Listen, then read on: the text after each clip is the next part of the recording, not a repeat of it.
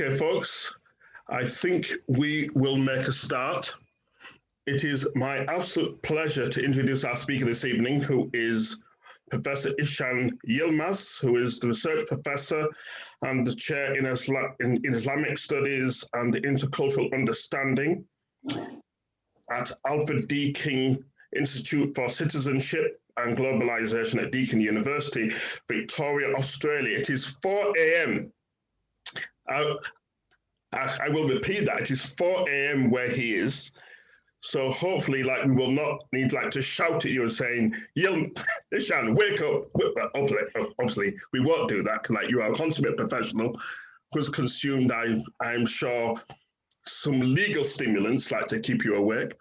And so we look forward to you sharing with us, and we are honored to have you with us. So please, we are over to you, and we are in your hands. Thank you, Anthony. Thank you, everyone, and thank you for inviting me, and thank you for patience. I hope I won't bore you with my speech here. I'll try to be as exciting as possible. I'll speak about religion and culture with a special focus on Turkey and also populism, and look at especially anxieties, insecurities, and not only negative, but also positive emotions of Turkey vis-a-vis the West, its perception on Christianity, Western civilization, and especially in the latest AKP period, civilizational confrontation, and how religion has been instrumentalized or used in these endeavors. I'll start with the Ottoman times, but very quickly move to the Turkish Republican era, and then I'll look at the current events from this perspective. As you know, Turkey is a Muslim majority country, and maybe unlike several other Muslim majority countries, it boasts that it is 99% Muslim. This wasn't the case during the Ottoman Empire. Istanbul's population was maybe 50% Muslim only, but because of the secular nationalists, nation building, ethnic cleansing, massacres, population exchange, and so on, its population is 99% Muslim. And its culture, of course, predominantly Muslim culture. But for the last 200 years, during the Ottoman times, it had been secularizing and westernizing. After losing lots of battles against the West, they decided to at least take the technology of the West, but not the culture. There were lots of discussions among the intellectuals and the bureaucrats, Ottoman elite, about what to take from the West, what not take from the West, and so on. And they decided that, okay, let's not take their culture, which is alien to us, but take their technology. Of course, first of all, the culture was not alien because for centuries it's been interwoven and mixed together. And actually, after the Istanbul's conquest in the 15th century, the Ottomans really inherited the Byzantine system, legal system, political system, lots of cultural elements in it as well.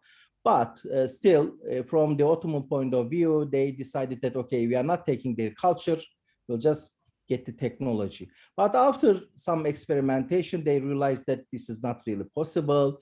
They really needed to transplant especially legal infrastructure as well. Otherwise, these things wouldn't work. So they started transplanting law, commercial law, even penal law from the West. And also they started opening different universities to educate the elite, military elite, bureaucratic elite, political elite, and so on. And these people were westernized because they were trained either by Western scholars or in Western sciences. So Ottoman Empire was already westernizing and secularizing itself for a while. And by the end of the 19th century, its laws with the exception of the civil code, it had Islamic elements with regards to inheritance, marriage, family law, and so on. All other laws were already Western laws, and Turkey had Western courts, secular courts. What happened? Sorry. After the collapse of the empire and when the Ottomans lost the First World War, there was really a big chaos in the country and huge trauma. The defeat and losing the empire. And I'm sure the British knows this as well, because losing the empire, these grievances, and you can talk about Brexit here, making Britain great again, if you have such an expression. Anyway, so this trauma, this nostalgia for the glory, nostalgia for being great again, and so on, they were all in the minds of the Republican elite. But they thought that the fault of the collapse of the empire rested with two main factors. First, religion, and secondly, multiculturalism, multi-ethnicity, multilingual structure of the empire. So they thought that Ottomans were too tolerant, and that's why all these ethnic groups, religious groups, revolted against Ottomans. Ottomans didn't manage to homogenize them, assimilate them. And religion, of course, is the reason for backwardness and so on. That's why we didn't get the print press, we didn't get any sciences and so on. So what the Republican elite, Kemalist elite, decided to do was to secularize not just the state system, but also society. So changing the culture of society to make it more secular and making people irreligious to a great extent, and also homogenize society. So this was a huge nation building process, and this was a sort of radical departure from the Ottoman times, politically speaking, but also culturally speaking. So this was a huge social engineering project. So they tried to create a new citizenship typology, which I call Homo lastus, laicist, Atatürkist, Sunni Turks. So because the majority of the society was Sunni and Turkish, they said, okay, let's create a Turkish nation, which is Sunni. So, but Turkey, as of today, still has about 10%, between 10 and 15% Alevis, who are Muslims, but not Sunnis. And then Turkey has about 20% Kurds, who are not ethnically Turkish and who speak a different language. And also Turkey has more than 50% practicing Muslims who are not secular, not in a political sense, but in terms of practicing Islam. So they use different instruments: law, education, popular culture, TVs, movies, novels, and so on, to secularize society. And they vilified, marginalized, and criminalized these minorities, these ethnic, religious, and political minorities. So Islamic law was banned and criminalized. So if couples were made against, according to Islamic law, they would be sent to prison. Imams would be also punished. Also arguing anything on the basis of Islam was banned. So if someone said that, okay, let's have this law because it is in the Quran and so on, he would be punished. So this was the state project, nations building project. So they were trying to create a new culture. But on the other hand, they knew that society's culture was prominently Muslim. So they did not really try to eradicate Islam, but they made it part of state and national identity. So Sunni Islam, despite the rhetoric of secularism and so on, Sunni Islam was made part of the state culture and state institutions so that the state would control religion, so that it wouldn't be privatized, the state wouldn't have any competition in the religious market, so that it would be used by state for social engineering purposes as well. So Turkish state tried to create a secular or secularism friendly, nationalism friendly, state friendly Turkish Islam. Sorry. And when you look at the Friday prayers, and as you might know, Friday prayers are compulsory for Muslim adult males, and in Turkey about 50-60% of Muslim males go to Friday prayers every Friday. And there is a sermon which lasts about 15 minutes, which is in Turkish, and it gives a huge opportunity for propaganda to the rulers. And for years, Turkish state has used this, and all mosques in Turkey are sort of controlled by the state, owned by the state. All imams are state employees, and they cannot write and recite or read their own sermons. So they are all written in the headquarters, so they have to read it verbatim.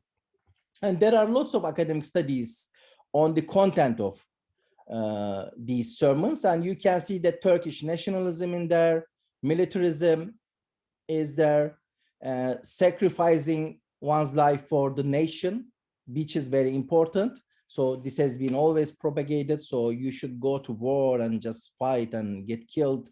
You'll be a noble man, a real Turk, and so on.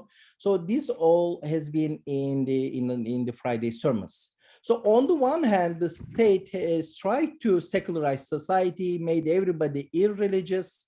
But on the other hand, because of the trauma against the West that was perceived as Christian, they tried to create a different nation which wasn't Christian, because Christians were pain in the neck, especially in the 19th century, because of these minorities, non-Muslim minorities, Western nations, Western powers, also Russia, they've interfered with the internal domestic affairs of the empire. They said, oh, you should give them rights, they must be equal citizens, and so on.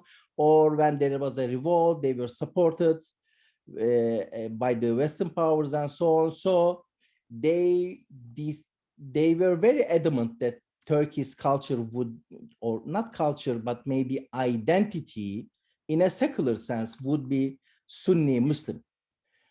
But on the other hand, they didn't want people to be practicing Muslims, because they thought if you are a practicing Muslim, that means that you are against science, you are backward, you long for the Ottoman times, the old system, ancien regime, and so on. So they try to do both at the same time. Sunni Muslims, but secular ones. So this trauma was always there in the Ottoman times. But this meant that suppression of the minorities, as I said, Kurds, Alevis, but also practicing Muslims, Turkey's majority. Even though they were the majority, they were the actually main target of experimentation. Because, as I said, the state tried to make them secular Muslims, but also nationalist Muslims, Muslims who would love their state, who would worship their nation, who would revere their rulers. So in almost every Friday sermon, you would say that, oh, Quran says that you must obey your rulers. Among many other things that Quran says, they would always focus on this thing, not just be ethical and hardworking and look at the sky, study the universe and these things, or worshiping, but just obey the rulers, love your nation, love your homeland, and so on. All these positive emotions were there, but also negative emotions in grievances against the West. Every year, for instance, in March, it is the anniversary of Gallipoli, and then the believers would be reminded by Diyanet in the Friday sermons that, okay, it was a fight between the Turks and the Western imperialists. So this is how the Kemalists constructed and reimagined this event. Actually, this wasn't a fight or war between Turks and the Western powers. Actually, Germany was with the Ottoman Empire, and the Ottoman army had more than 300 German generals. And also the Ottoman soldiers were composed of not only Turks, but Arabs, Armenians, and many others. So it was simply between two camps of worldly powers, secular powers. It had nothing to do with religion. It was about oil, Middle East, and many other things, but not religion actually. But this is how the Kemalists imagined it, saying that, oh, Turks, we are proud, but we don't have really friends around us. All our neighbors are enemies. There are no friends of Turks other than the Turks. So this is how the believers in the mosques were taught. And actually, this was in our textbooks as well. So this wasn't just only in the mosque. Movies, novels, and so on. So you would always remind that, oh, these other powers who are not Muslim, who are not Turkish, they don't like us, our culture, and so on. So, but on the other hand, the Kemalist elite were westernizing elite. They loved the Western civilization. They wanted to be part of this civilization. And actually, this is called ontological insecurity, because the Ottoman elite, late Ottoman elite, and the Republican elite always thought that the Europeans belittled them and despised them, because when I say them, Turks or the Ottomans or Muslims, why? Because they were seen as barbarians, uncivilized people. And they thought that that's why the European powers wanted to divide the Ottoman Empire and conquer it, rule it, and so on, because they were uncivilized barbarians. So the Kemalist elite's response to it was that, okay, we will also have Western civilization. We will westernize ourselves. We will have the European hat, European attire, European dress, European calendar, European time, European laws, everything European, so that we will be equal members of the European civilization. So the animosity towards the West was not strong in the Kemalist times. There was still this trauma, grievances, siege mentality. Turkey is surrounded by enemies, especially in relation to minorities, Turkey's minorities. So whenever a Western state supported Kurdish rights, Kurdish language, which was banned, or Alevi issue and so on, suddenly Turks would see this as an infidel foreign interference in Turkish domestic affairs. Why? Because our culture is different. Why? Because our religion is different. That's why they hate us and so on. Anyway, the Kemalists try to homogenize society. They try to create this new nation, homogeneous Turkish Sunni secular nation, but they were successful only partly. So as I said, many Turks continue to be practicing Muslims. Many so-called Turks continue to be Kurds. They didn't forget their language. Many Sunni Turks continue to be Alevis, even though they didn't receive any state support, even though there weren't any places of worship for them, at least legally speaking, but they continue to exist. And among them, Islamists were the most powerful. Of course, not every single practicing Muslim is an Islamist. Islamism is an ideology, and not every practicing Muslim in Turkey, as I said, is an Islamist in Turkey. But Islamism in Turkey was a strong, powerful ideology from the times of the Abdülhamid II in the late 19th century. But when the Kemalist elite were powerful and when they had their one-party regime until 1950, when Turkey became the NATO member, so that they had to have multi-party democracy, until that time, until 1950, Islamists were in the underground. They didn't go away. They didn't evaporate. They were there, but silent. silently waiting. With multi-party political era, Islamists came to the ground and they started their politics and so on. And normally they would only get 10% of the votes. But with the corruption of the secular parties, pro-Kemalist parties and so on, and with the success of the Islamist parties at the municipal levels in 1990s, they received about 20% of the votes in 1995. And this is the start of the Islamists coming back with a vengeance. So compared to Kemalists, Islamists had two major problems or two major traumas. Similar to the Kemalists, they didn't like the West much.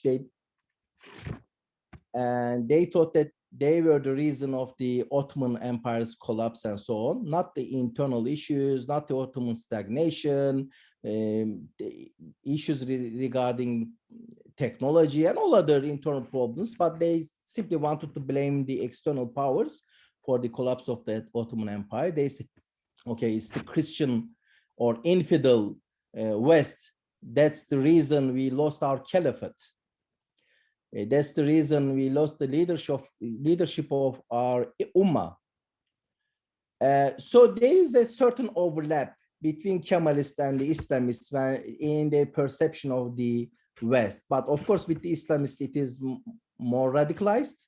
It is more vengeful because unlike the Kemalists, they don't want Turkey to be westernized, part of this civilization and so on.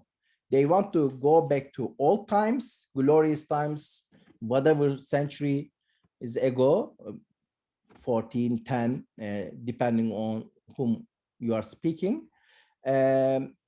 So they had these similarities and differences. But also additionally, the Islamists had a vengeance, grievance, resentfulness against the westernizing, secularizing Kemalist elite.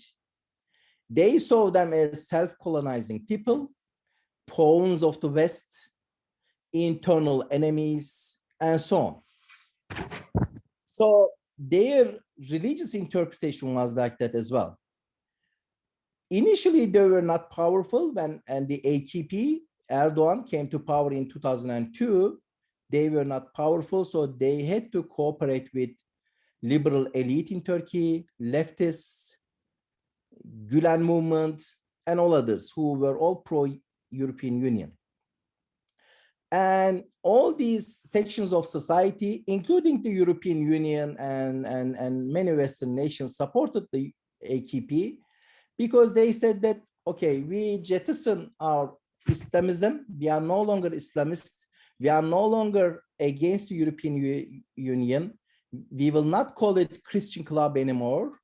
We will see it as a democratic union about pluralism, about peaceful coexistence of different religions, nations, cultures, ideologies, and so on. That's how they came to power. But after 10 years in power, they radicalized because they consolidated power through constitutional changes, changes within the state system, bureaucracy, and so on. And also, they conquered the media. They started controlling most parts of the media, TVs, newspapers, and so on. So after 10 years, beginning with 2010, maybe a little bit earlier, they returned back to their Islamist agenda. And Erdogan started talking that, okay, the state's duty is to raise a religious generation. Initially, this was never the duty of the state. The state wanted to raise secular citizens. So he said that, no, the state must raise religious generations. So he started opening up lots of religious schools, Imam Hatip schools, increase the numbers of mosques, increase the number of religious courses taught at the schools. Before it was only 1 hour per week.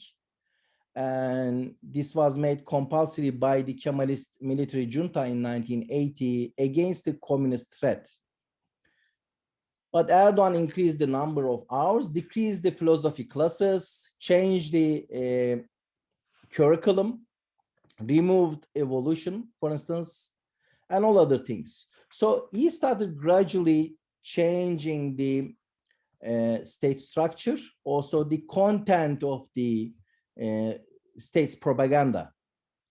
When you look at the Friday prayers, you see that, and I'll come to this in a few minutes. So similar to the Kemalists, Islamists in Turkey also have been trying to change the culture of society. So it is not about ruling a state, controlling the state machinery, and serving the nation, serving different needs of society and so on. It is about creating a new culture in Turkey. That's why many scholars have referred to this as culture camp, so war of cultures. On the one hand, you have the westernizing elite, and then you have the Islamist elite. But the westernizing elite, they didn't really internalize all aspects of Western political understanding, pluralism, especially when it comes to pluralism, peaceful coexistence, real secularism, equidistance from religion, and so on. But at the end of the day, they were westernizing secular elite, secularizing, westernizing, and now we have the Islamist elite. And now the new elite is taking over, not the state, but also culture.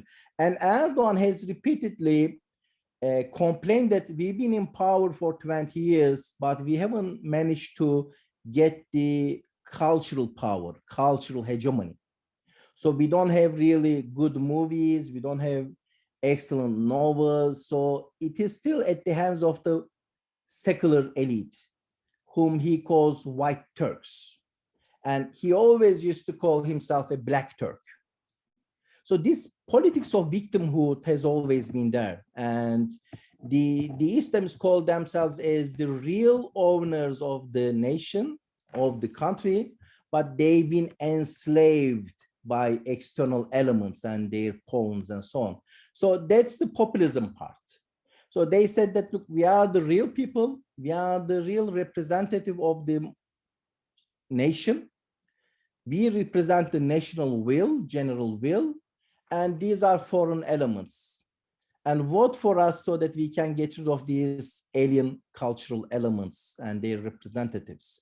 So this politics of victimhood was always there. And as I said, this had two dimensions. First, against the Western civilization, because they saw the West as a monolithic entity, as a uniform entity, which was Christian. And they saw Muslim majority societies as a monolithic religious entity they called Ummah, even though there are lots of political, ideological, cultural differences between these Muslim majority societies, even within these Muslim majority societies. But they imagined a monolithic Islamic bloc led by Turkey, of course, and then a monolithic Western civilization led by maybe United States and also Zionists and so on. So this is what they've been trying to propagate, and I'll look at specifically how they've been doing this through Diyanet. Sorry.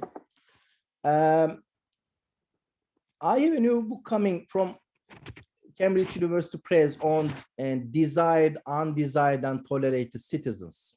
And I look at the Kemalist times and Erdoganist times.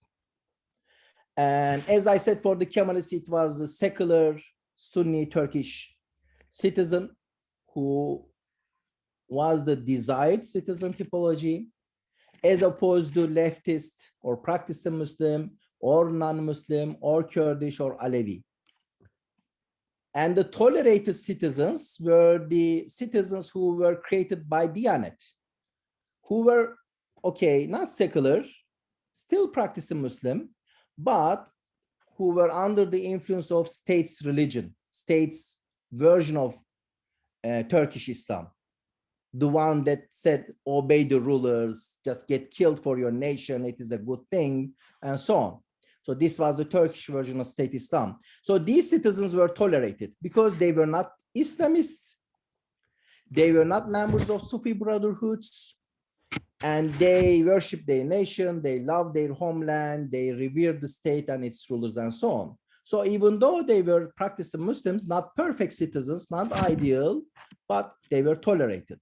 So they could still become military officers or police officers, prosecutors, and so on. Whereas as a Kurd with your open identity, or Alevi or non-Muslim or practicing Muslim, you couldn't, or an Islamist, you couldn't be a military officer or prosecutor or police officer or diplomat and so on.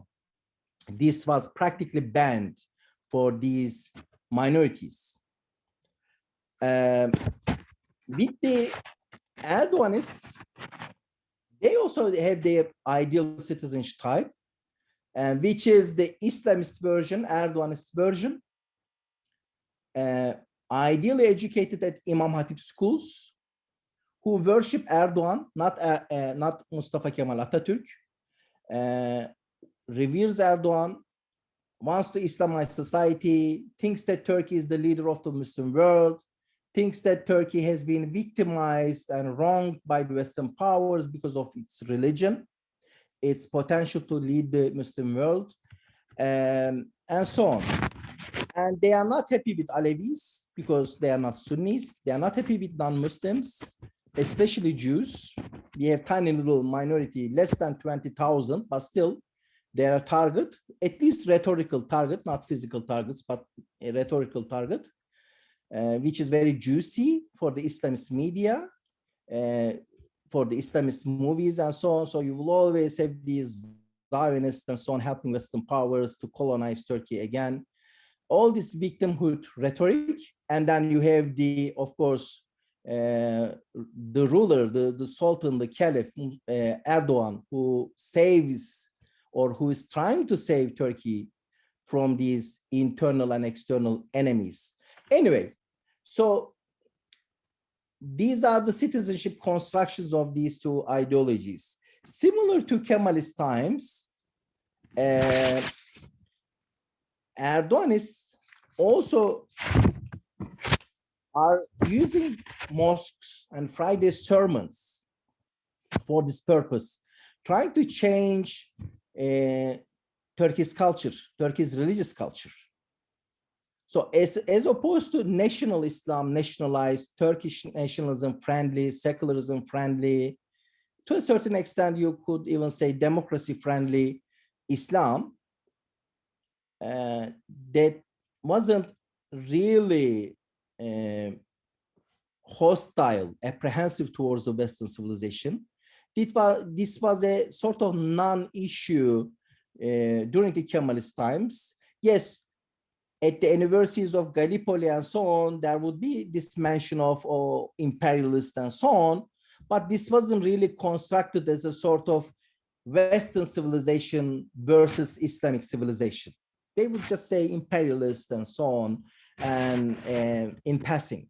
So there wasn't really much focus on that, because the main focus was the heroic sacrifices of the Turkish nation, heroism, militarism, sacrificing your life for your nation, for your homeland, love of the homeland, a sublime duty of going to serving in the military and so on. So this was the main focus.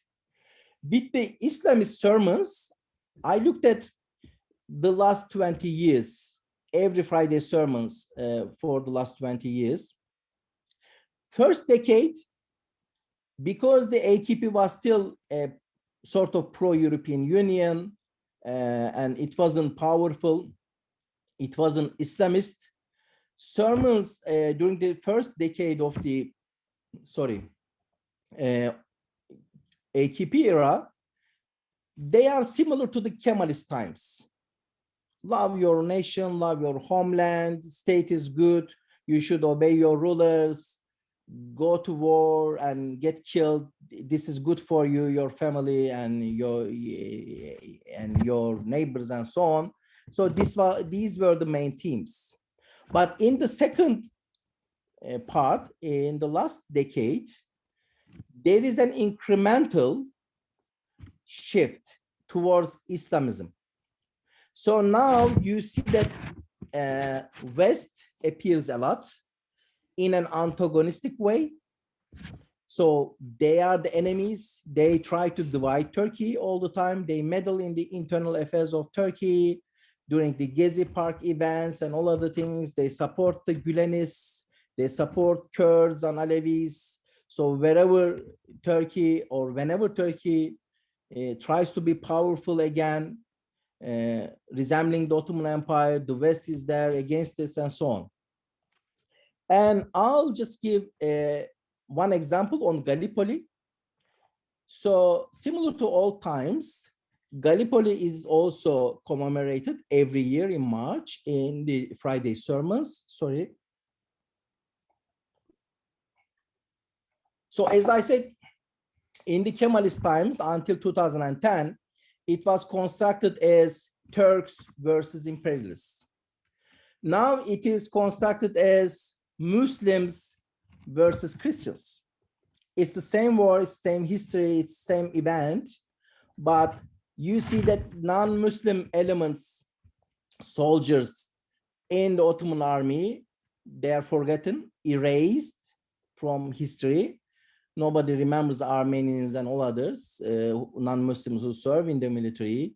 There is no mention of Germans, of course. You only have the Muslim Turks, but primarily Muslims, defending their religion against the infidel, but also Christian West. So this is how every Friday, so not every Friday, but in every anniversary of Gallipoli, you would hear from the state's Diyanet. So, and also lots of rhetoric about martyrdom, sacrificing your life, but previously it was sacrificing your life for your nation, for your state, for your people. Now, the content has changed slightly. You still have country, nation, homeland, and so on, but primarily sacrificing your life for God. So this is the primary reason. And then religion. Then you have the homeland and so on. So you can see the slight shift here towards more Islamism. And also lots of ummah. Kemalist Diyanet never spoke about ummah or Muslim world and so on. Palestine issue, especially frequently, is there, and ummah, oppressed people, and also Turkish military's duty for jihad. You would never hear the word jihad from any imam in Turkey 10 years ago, 20 years ago. Jihad was a taboo word. And now you see that it is used in a military context. And they said that Turkish military has a duty, a jihadic duty to protect the oppressed Muslims all over the world, not only in Turkey, but in other parts of the world. So that's how Turkish government now is trying to change Turkey's culture, using all these populist elements, politics of victimhood, and victimizers here are not just the white Turks, Kemalist elite, secular elite, but also the West, and how practicing Muslims have been oppressed and wronged by these people, and how only the Islamist AKP and Erdogan are the true representatives of the Turkish nation, and they are the only saviors of Turkish nation. That's why they've been targeted domestically by opposition parties who are constructed as pawns of the West again, and also by external power. So whenever there is a criticism of the Turkish government because of its wrongdoings, human rights record, oppression, torture in prison, and so on, you would see that in the pro-government media that, oh, look, they are victimizing us again. They are attacking us. They are attacking our religion because they don't like our religion and so on. That's it. And that's the end of my presentation. Sorry, it took me a little bit longer than I expected, but thank you for your patience.